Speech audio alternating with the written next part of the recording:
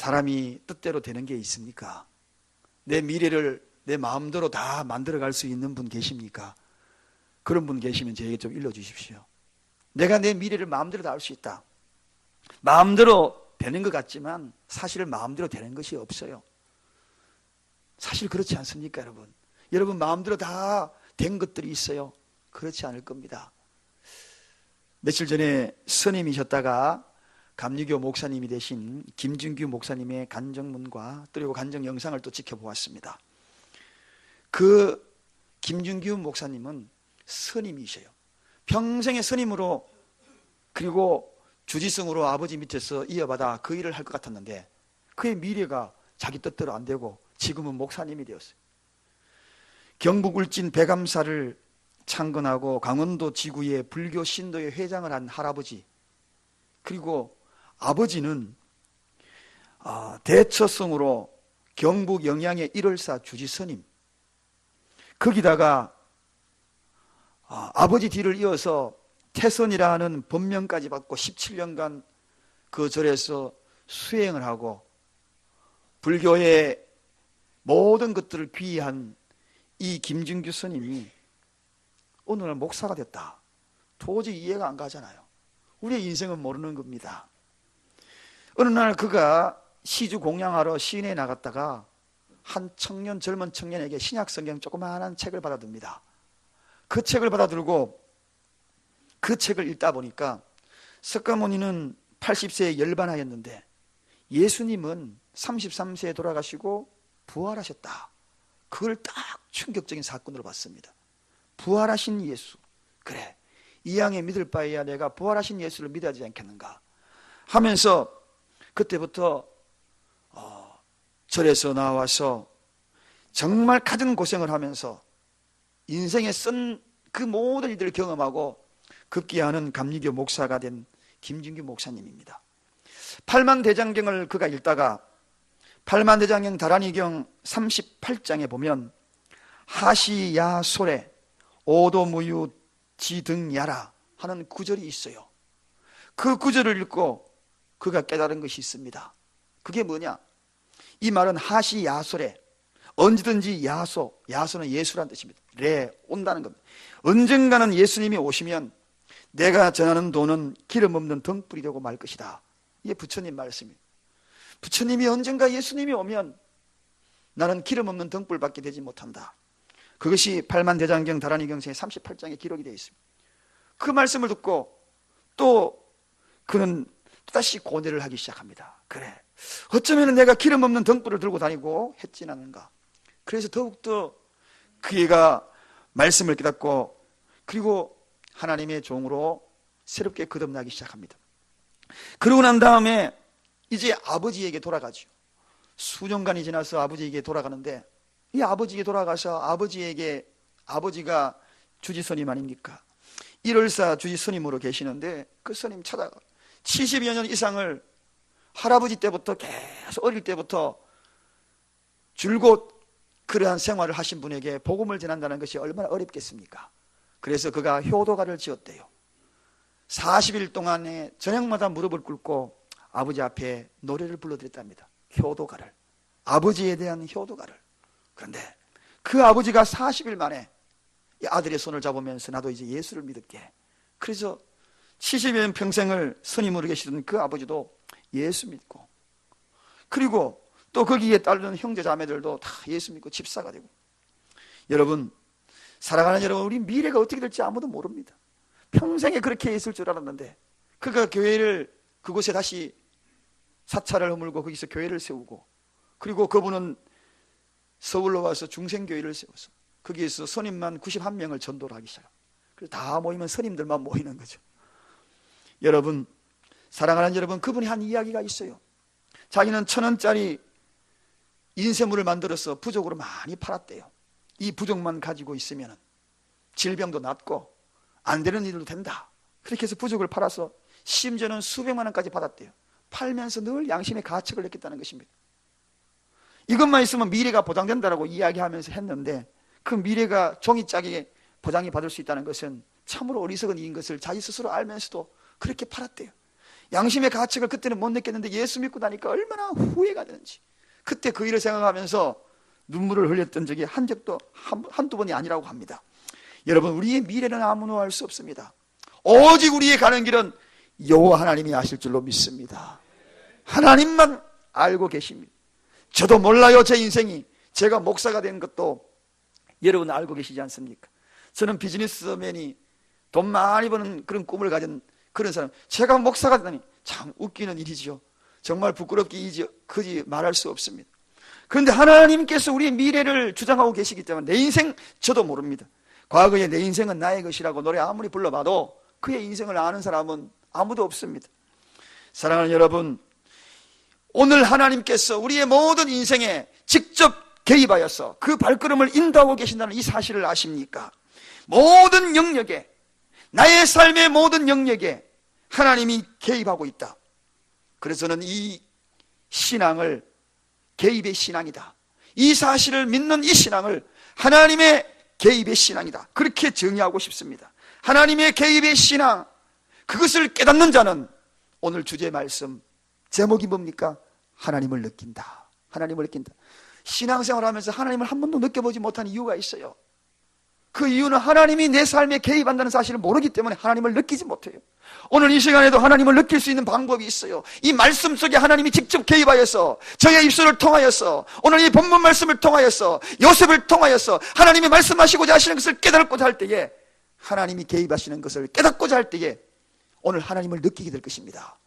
하나님을 느끼는 시간 되기를 바랍니다. 저는 복음성가 중에서 이 찬양을 참 좋아합니다. 제가 부르면은 곡조가 좀 틀릴 것 같아서 고민을 참 많이 됩니다. 이 시간 불러야 될지 가사만 읽어야 될지. 그러나 이왕에 한번 해보렵니다. 따스한 성령님 마음으로 보내 내 몸을 감싸며 주어지는 평안함 만족감을 느끼네. 사랑과 진리 한 줄기 빛보네, 한 줄기 빛보네 내 몸을 감싸며 주어지는 평안함, 주어지는 평안, 그 사랑을 느끼네. 그 사랑을 아멘. 그 사랑을 느끼네. 성령님이 오늘 이 예배 운행하시는 그 사랑을 느끼네. 성령님이 이 속에 개입하시는 그 평안함을 느끼네. 말씀 속에 임하시는 하나님의 은혜를 느끼네. 할렐루야. 그렇습니다, 여러분. 하나님이 이 예배에 개입한다는 사실을 알 때에 우리는 막 느껴요. 성령님을 느껴요. 내 주위에 구름 기둥과 불 기둥이 감싸고 있다는 걸 느껴요. 오늘 그 은혜가 있기를 바랍니다.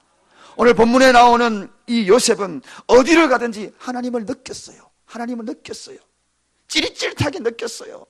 그분이 나를 어루만진다는 걸 느꼈어요. 오늘 그 이야기를 좀 하렵니다. 그래서 우리도 매사에 하나님을 느끼며 살아가는 그러한 삶을 살자. 하루하루 살아가는 것이 하나님을 느끼며 사는 그 은혜를 우리도 누리기를 원합니다. 함께 누리십시다.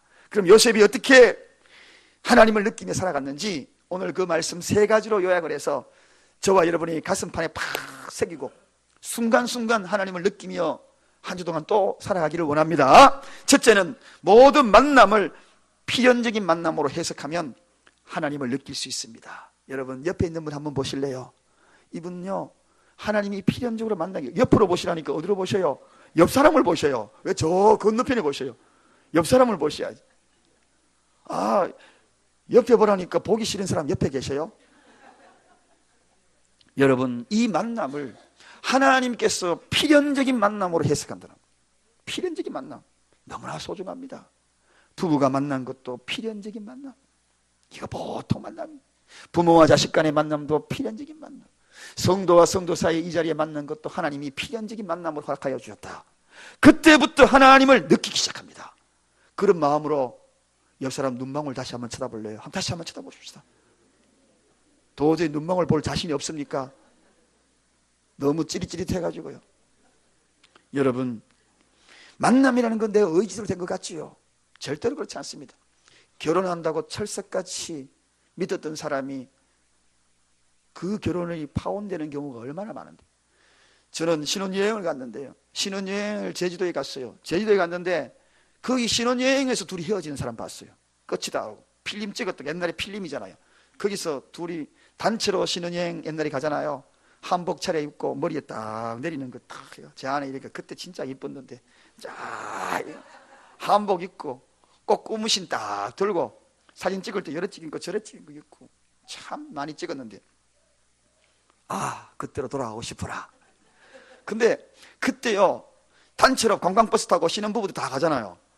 근데 한 이틀째 지는데 두 사람이 막 차에서 막 싸우고 막 그러더니 막 집어떼기 쉬는. 그러다가 신부가요, 사진 찍었는 거 필름을 쫙 다 빼고 우리는 끝이다 딱 그러면 다음에 우리 내려주세요. 그러더니만 신부 혼자 내려가 버리더라고요. 영혼이 끝나버리고. 야, 신혼여행 와가지고 끝나는 사람도 있어요. 여러분, 부부 만나는 것도 이거요, 그냥 만나지는 게 아니에요. 정말 만나고 싶은 사람이 하나님을 만나기 전에 행복한 거예요. 내가 아무리 만나고 싶어도 안 되면 안 되는 거예요. 부모와 자식의 만남, 이 모든 것을 필연적으로, 참새 한 마리 떨어져도 하나님의 개입으로 그 참새를 떨어진다고 이야기했는데, 오늘 여러분 요셉이 만난 사람이 누굽니까? 첫째, 요셉이 만난 사람 누굴까요?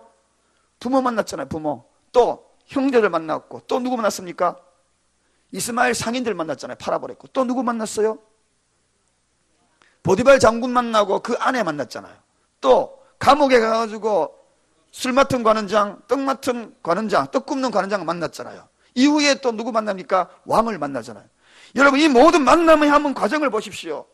전부가 다 하나님의 개입의 손길이 없는지, 그냥 우연히 만남입니까? 그렇게 우연으로 그냥 요셉이 이루어진 건가요? 그렇지 않다는 것입니다. 기독교는 필연적인 만남이라 생각할 때, 하나님께서 그 만남에 개입하셨다고 생각할 때에 하나님을 느끼게 돼요.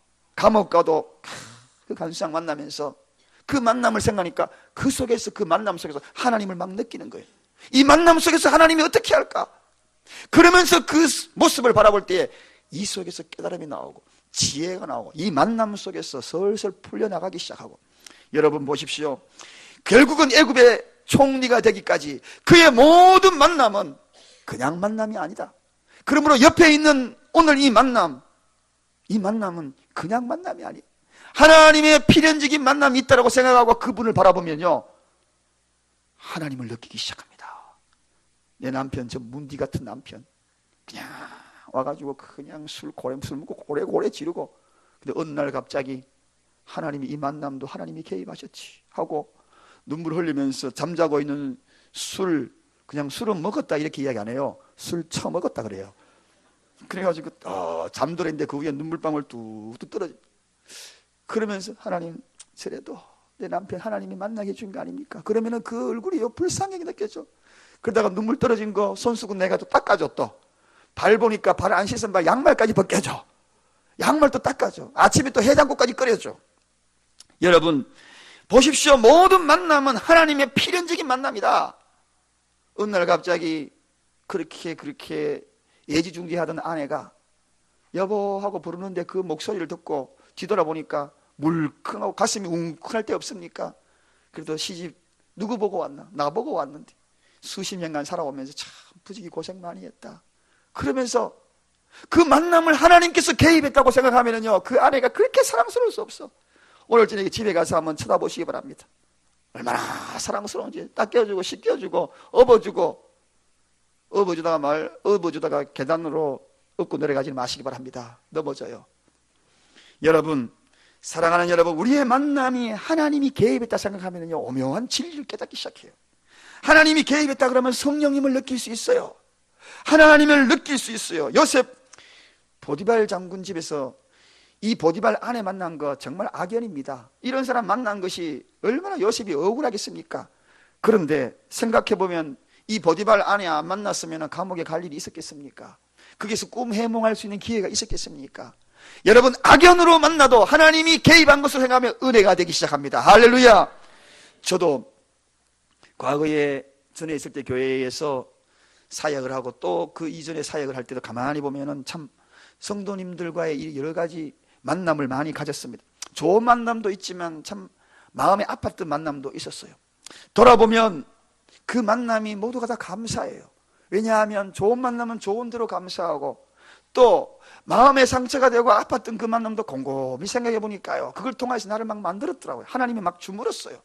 이쪽에 네가 못났기 때문에 이쪽 방면으로 그분을 붙여줘 가지고 탁 만들었고, 그래서 인품과 성격들을 하나님이 다듬어가는 걸 보았습니다.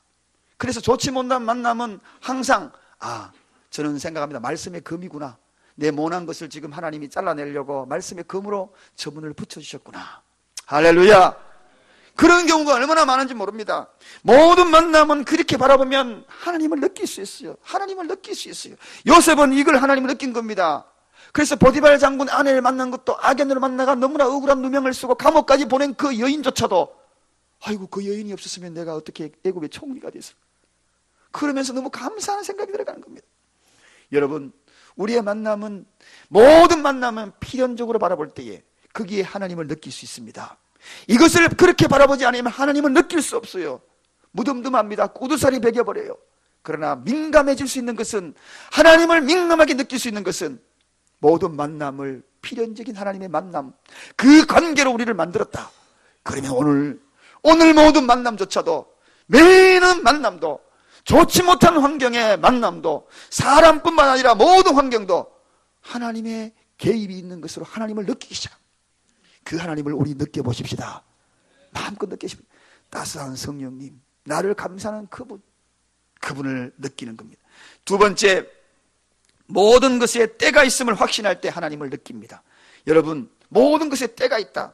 오늘 본문 말씀의 내용은 깁니다만 핵심은 이 세 구절입니다. 술 맡은 관원장 꿈을 해석해 주고, 그리고 떡 굽는 관원장 꿈을 해석해 줍니다. 그러면서 요셉이 부탁을 하거든요. 제발 밖에 나가시고, 나는 죄가 없는데 내가 너무나 억울합니다. 꼭 나가면 나를 좀 감옥 밖으로 좀 나를 구원해 주세요 하고 부탁합니다. 여러분, 그런데 이 술 맡은 관원장이 밖에 나가서 이제 복직이 되었어요. 그래서 제 모든 건 누명을 벗어버리고 원래 자기 위치에 딱 돌아갑니다. 굉장히 고위 관직입니다. 그럼 요셉을 감옥에서 구원해 줄 수 있습니다. 그런데 성경에 이야기하기를 23절에 뭐라고 이야기합니까? 우리 23절 한번 다 같이 읽어보겠습니다. 23절, 기억을 하고 있었는지 기억을 하지 않고 있었는지 우리 다 같이 한번 읽어보겠습니다. 시작. 술 맡은 관원장 요셉을 기억하지 못하고 그를 잊었더라. 정말 속상할 일 아닙니까? 꿈까지 해석해주고 밖에 가가지고 꼭 나를 구원해주기로 철석같이 약속해놓고 자기 혼자 감옥 밖에 나가가지고 떵떵거리고 잘 살고 있으니, 그런데 그것으로 요셉이 불평하지 않았어요. 왜? 하나님이 때가 분명히 있을 거야. 하나님이 때가 있을 거야. 이 확신하고 또 확신하고, 지금은 아니라도 언젠가는 하나님의 때가 있을 거야. 이 확신할 때에 하나님을 느낍니다. 기다림도 하나님을 느낍니다. 여러분, 기다림 속에 하나님을 느낀 적이 있습니까? 언제 하나님이 응답해 주실지 몰라. 기도 제목 붙들고요, 우리 남편 제발 예수 믿고, 또 우리 자식들 제발 하나님 믿게 해달라고 눈물 뿌려 기도하는데요, 응답이 없어. 그런데 기다리면서 마음에 확신이 막 올라와. 하나님 언젠가는 그때가 오겠지요. 그때 갑자기 평안이 밀려옵니다. 하나님은 느끼기 시작합니다. 성령님이 나를 감사하는 것을 느끼기 시작합니다. 요셉 보십시오. 그러기를 2년이 지났어요. 2년 동안 소식이 없었어요. 그런데 2년이 지나고 난 다음에 놀라운 일이 벌어집니다. 드디어 하나님이 때가 온 겁니다. 그 나라 애국 왕이 꿈을 꿨는데, 그 꿈을 꾸고 나니까 그 꿈의 내용이 아무리 많은 사람에게 이야기해도 해석할 사람이 아무도 없는 겁니다. 그때에 왕 옆에서 보좌하던 이 술 맡은 관원장이, 왕이시여, 내가 감옥에 있을 때 이런 이름의 요셉이 있었는데 그 사람이 있으면 틀림없이 꿈을 잘 해석할 겁니다. 어서 대령해라, 불러와라. 그렇게 해서 요셉을 불러옵니다. 2년이 지났어요. 요셉이 2년 뒤에 왕 앞에 서가지고 꿈을 해석하여서 정말 왕으로부터 인정받고 결국은 그가 애굽의 총리가 되지 않습니까? 여러분, 하나님의 때.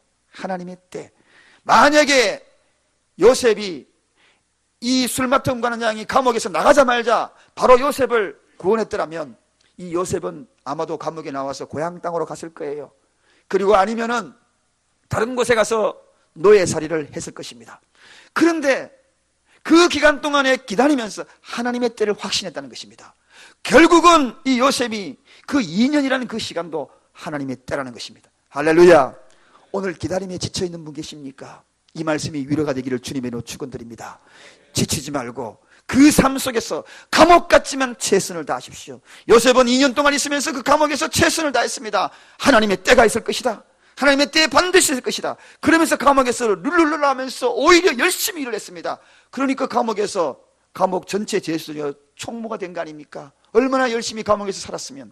여러분, 감옥 같다 할지라도, 내 인생이 감옥 같다 할지라도, 너무나 어두워 그 어두운 삶이라 할지라도 오늘 이 말씀을 기억하십시오. 하나님의 때가 있을 것이야.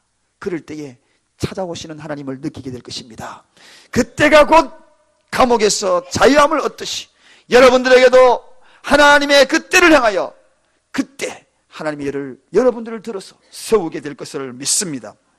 그래서 저는 이렇게 말하고 싶습니다. 하나님은 가장 좋은 것을 가장 좋은 방법으로 가장 좋은 때에 우리에게 역사하신다. 할렐루야. 요셉이 가장 좋은 때가 이때였지 않습니까? 조금 2년 전에 미리 응답을 했으면 요셉은 좋은 때가 아닙니다. 왕 앞에 설 수 있는 가장 좋은 때 2년이 지났어야했다는 것입니다. 오늘 이 말씀을 저와 여러분이 확신할 때에 하나님을 느끼게 될 줄로 믿습니다. 세 번째입니다. 반전의 기회가 있음을 확신할 때에 하나님을 느낍니다. 반전의 기회. 여러분, 인생 만사 세홍지마라는 말이 있습니다. 이 말의 뜻이 뭔가요? 잘못되는 것 같은데 나중에 보니까 오히려 잘 되어 있더라. 이게 바로 이 고사성어의 뜻입니다.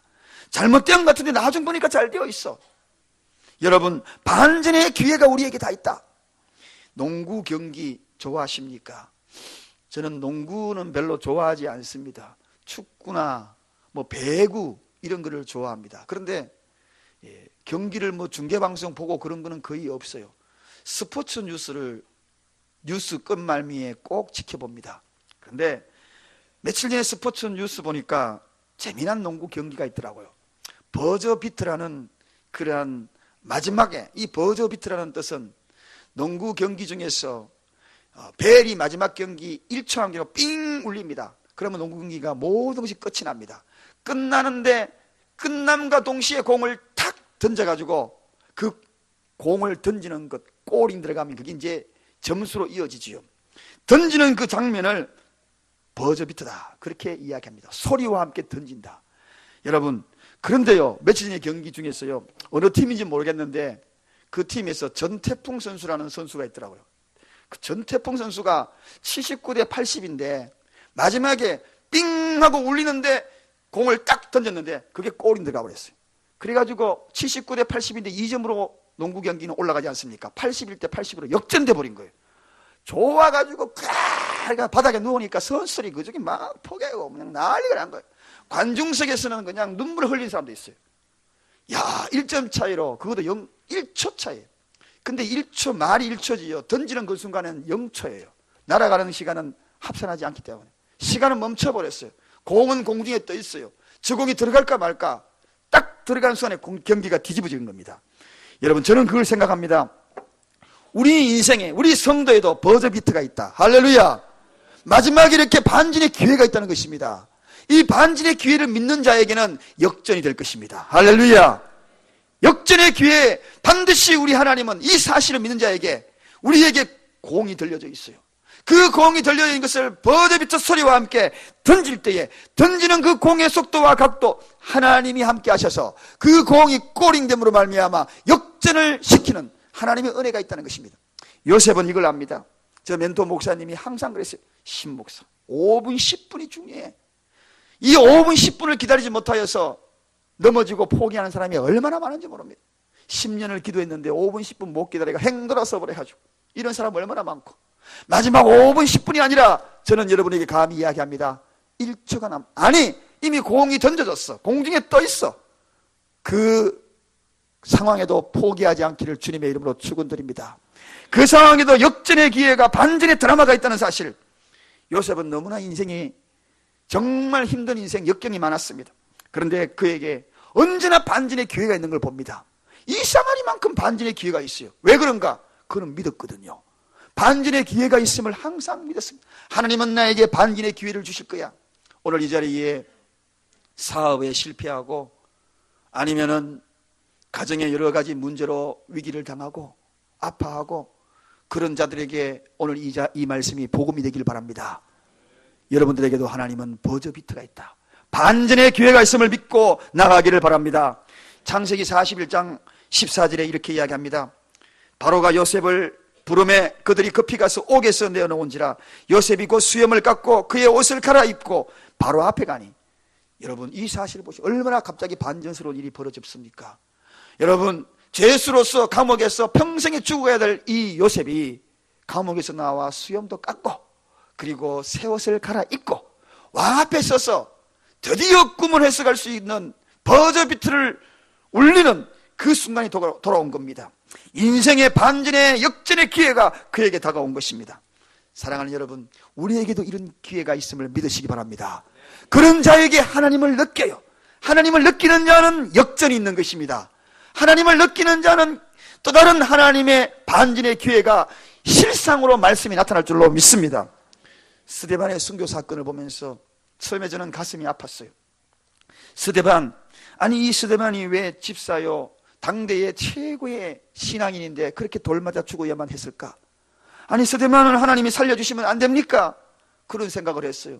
전능의 하나님이시 아닙니까? 그런 의구심을 가진 적도 있었습니다. 그런데 그 말씀을 계속 묵상해 가다 보면 또 다른 반전이 그 속에 있는 것을 봅니다. 여러분, 돌 돌리는 그 현장에 주동했던 사람이 바로 이 당시의 이름은 사울이고 나중에 이름이 바뀐 바울입니다. 이 바울이 돌을 던졌습니다. 스데반이 돌 맞습니다. 그런데 그 얼굴은 천사처럼 빛났다. 스데반이 돌 맞아가면서 천사처럼 빛났다. 그때 돌 던지는 이 바울이 무슨 생각을 했겠어요? 아니, 저 사람이 내가 던지는 그 돌에도 아파하지 않고 오히려 나에게 손가락질하지 아니하고 비판하지 아니하고 비방하지 아니하고 천사처럼 웃네. 그러면서 이 사도 바울 마음속에는, 죽이는 이 살인마의 마음속에는 잔잔한 감동이 오기 시작했다는 것입니다. 그리고 이후에 그가 위대한 사도가 되지 않습니까? 여러분, 어느 신학자가 이렇게 이야기합니다. 기독교에 스데반의 순교가 없었다면 바울도 없었을 것이다. 그렇게 이야기합니다. 성경을 13권이나 쓴 이 바울이 없었을 것이다. 보십시오. 이게 하나님의 개입의 증거입니다. 사도 바울이 사도 바울 되게 한 것은 그 누군가의 희생이 있었다. 그 희생이 결과적으로는 반전의 기회가 돼서 위대한 하나님의 일꾼이 되었다는 것입니다. 여러분, 오늘 우리는 사랑의 장기 기정운동을 할 것입니다. 그 예배를 위하여서 사순절을 보내면서 뭔가 의미 있는 일들을 하기 위하여서 이 기간 동안에 사랑의 장기 기정을 하자. 내 작은 장기가 사후가 되었던 식물인간이 뇌사 상태가 되었던 거기에서 기정을 하자. 그래서 그 누군가 살아나는, 작은 희생이 살아나는, 누군가 눈을 볼 수 있다면 반전의 기회가 또 그에게 주어지게 될 줄로 믿습니다. 이 작은 희생이, 여러분, 인간에게는 항상 그렇습니다. 이런 반전의 기회, 내 인생이 반전의 기회가 있다고 늘 생각하는 자에게는 하나님은 반전의 기회를 허락하여 주실 줄로 믿습니다. 이사야 55장 8절에 이는 내 생각이 너희의 생각과 다르며 내 길은 너희의 길과 다름이라 여호와의 말씀이니라, 그렇게 선포하고 있습니다. 우리에게 여러 가지 일들을 경험하면서 악인이 왜 형통한가, 그리고 저들은 왜 잘 되는가, 그런 일들로 너무 궁금해하지도 마시고 너무 서러워하지도 마시고 너무 괴로워하지 마시기 바랍니다. 우리에게는 반전의 기회가 있다는 사실을 꼭 명심하시기 바랍니다. 불타는 공력으로 잘 되어지는 것에 부러워하지 마시기 바랍니다. 불타지 않는 공력으로 하나님 앞에 들어가는 그 은혜를 누리는 저와 여러분이 되십시다. 그래서 우리가 선을 행하되 낙심하지 말고 포기하지 아니하면 때가 이름에 거두리라 하는 하나님의 말씀을 꼭 명심하시기를 주님의 이름으로 축원드립니다. 하나님을 느끼고 싶습니까? 하나님을 느끼고 싶어요. 그럼 이 세 가지를 꼭 생각하십시다. 모든 만남, 이 만남에는 필연적인 하나님의 만남, 하나님이 만남을 주선하였다, 그렇게 해석하면 하나님을 느낄 수 있다. 모든 것은 때가 있다. 지금 아니더라도 반드시 하나님의 때가 있다. 그럴 때에 하나님을 느낄 수 있다. 셋째, 반전의 기회가 나에게는 반드시 있다. 그 믿음을 선포할 때에 하나님을 느끼게 된다. 이 말씀이 저와 여러분의 말씀이 되기를 주님의 이름으로 간절히 축원드립니다.